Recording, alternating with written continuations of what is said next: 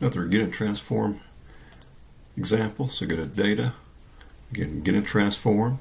In this case, we're going to import a CSV file. Navigate to the file, employee list, import.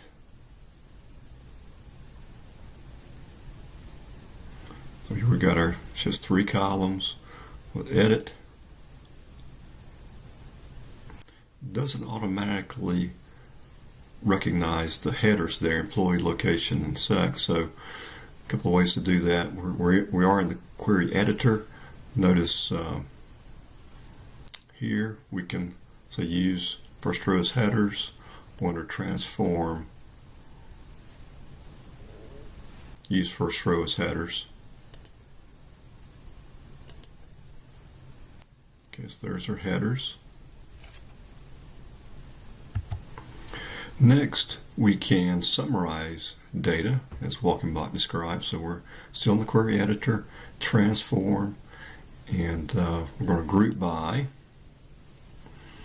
And we're going to group by location. And we need to actually want to group by location and sex. So select advanced. We can add another grouping.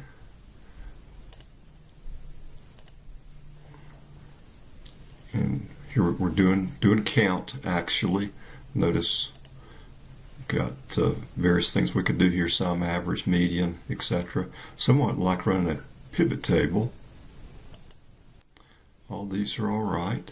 Select OK. And now it has again summarized the data. Now we'll hit select, close, and load. So notice this is actually a table. It's not a pivot table, it's a table. So we've actually used get and transform to summarize this data, somewhat like we might do with a pivot table.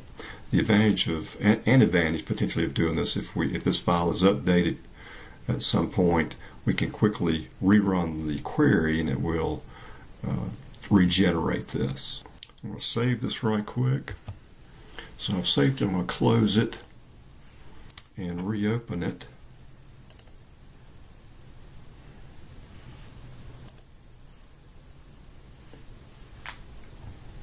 We'll enable content there.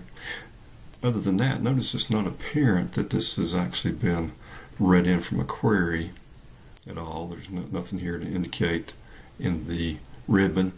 So we go to Data, Show Queries under the Get and Transform. And here's our query actually.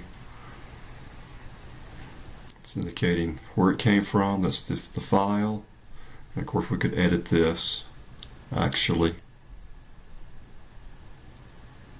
So again, it's not apparent first opening that this was from a query. So, and again, if we wanted to go here, we can see the, where did the data come from actually, right?